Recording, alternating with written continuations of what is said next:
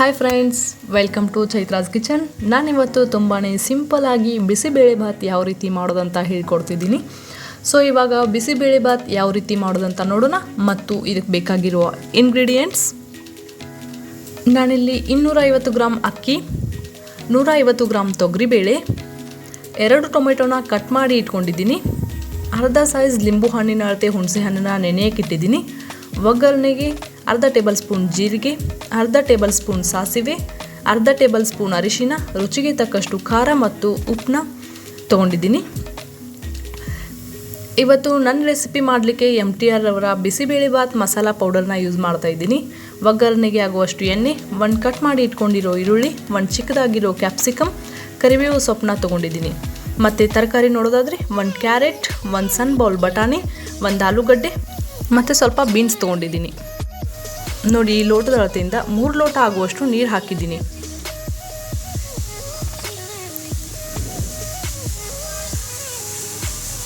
ಮೂರು ಲೋಟ ನೀರಿಗೆ ತರಕಾರಿ ಹಾಕ್ತಿದ್ದೀನಿ.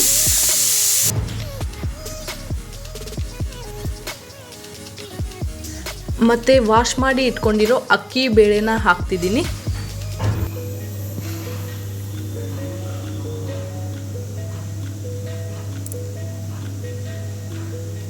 ಒನ್ ಟೇಬಲ್ ಸ್ಪೂನ್ ಎಣ್ಣೆನ ಇವಾಗಲೇ ಬೇಯಕ್ಕೆ ಮತ್ತು 1 ಟೇಬಲ್ ಸ್ಪೂನ್ ಉಪ್ಪನ್ನ ಹಾಕ್ತಿದ್ದೀನಿ.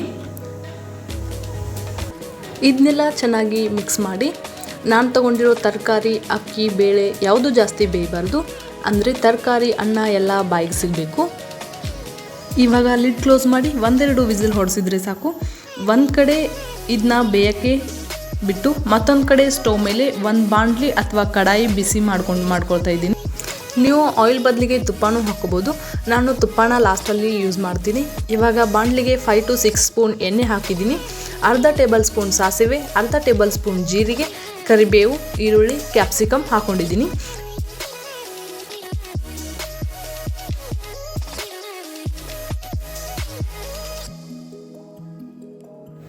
ಇದನ್ನೆಲ್ಲ ಚೆನ್ನಾಗಿ ಫ್ರೈ ಮಾಡಿದಾದಮೇಲೆ 2 ಕಟ್ ಮಾಡಿ ಇಟ್ಕೊಂಡಿರೋ ಟೊಮೊಟೊನ ಹಾಕಿದ್ದೀನಿ. ನೀವು ಹುಣಸೆ ರಸ ಬದಲು ಟೊಮೊಟೊನ ಹಾಕೋಬೋದು.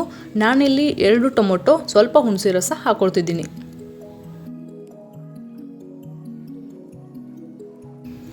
ಟೊಮೊಟೊ ಎಲ್ಲ ಸಾಫ್ಟಾಗಿ ಫ್ರೈ ಆಗಬೇಕು.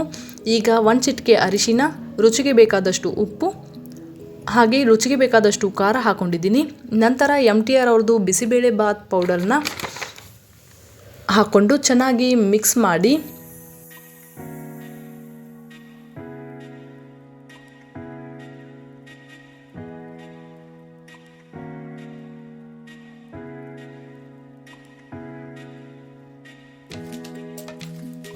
ಆಗಲೇ ನೆನೆಯಕ್ಕೆ ಹಾಕ್ಕೊಂಡಿರೋ ಹುಣಸೆ ಹಣ್ಣು ರಸನ ಹಾಕ್ಕೊಂಡು ಮಿಕ್ಸ್ ಮಾಡಿ, ಮತ್ತು ಅದಕ್ಕೆ 1 ಕಪ್ ನೀರು ಹಾಕ್ಕೊಂಡು ಫ್ರೈ ಮಾಡಿದಾದ್ಮೇಲೆ 2 ಮಿನಿಟ್ಸ್ ಬಿಟ್ಟು ಸ್ಟವ್ ಆಫ್ ಮಾಡಬೇಕು.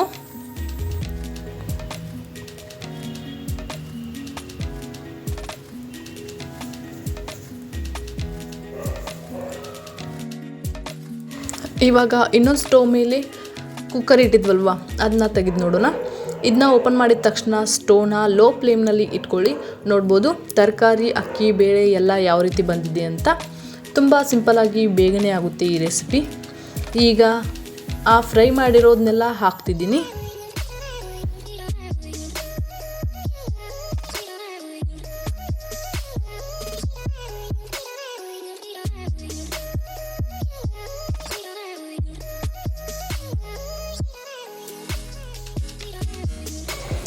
ಇದನ್ನೆಲ್ಲ ಚೆನ್ನಾಗಿ ಮಿಕ್ಸ್ ಮಾಡಿ, ನಿಮಗೆ ಯಾವ ರೀತಿ ಕನ್ಸಿಸ್ಟೆನ್ಸಿ ಬೇಕಾಗುತ್ತಲ್ಲ ಅಷ್ಟು ನೀರು ಹಾಕೋಬೋದು. ಅದನ್ನೆಲ್ಲ ಚೆನ್ನಾಗಿ ಮಿಕ್ಸ್ ಮಾಡಿದರೆ ಬಿಸಿಬೇಳೆಭಾತ್ ರೆಡಿ. ಇದ್ರ ಜೊತೆ ತುಪ್ಪ ಹಾಕ್ಕೊಂಡಿದ್ದೀನಿ. ಇದ್ರ ಜೊತೆ ಖಾರ ಬುಂದೆ ಒಳ್ಳೆ ಕಾಂಬಿನೇಷನ್. ಈ ರೀತಿ ಮತ್ತಷ್ಟು ರೆಸಿಪೀಸ್ ಬೇಕಂದರೆ ನನ್ನ ಚಾನಲ್ನ ಸಬ್ಸ್ಕ್ರೈಬ್ ಮಾಡ್ಕೊಳ್ಳಿ. Thank you.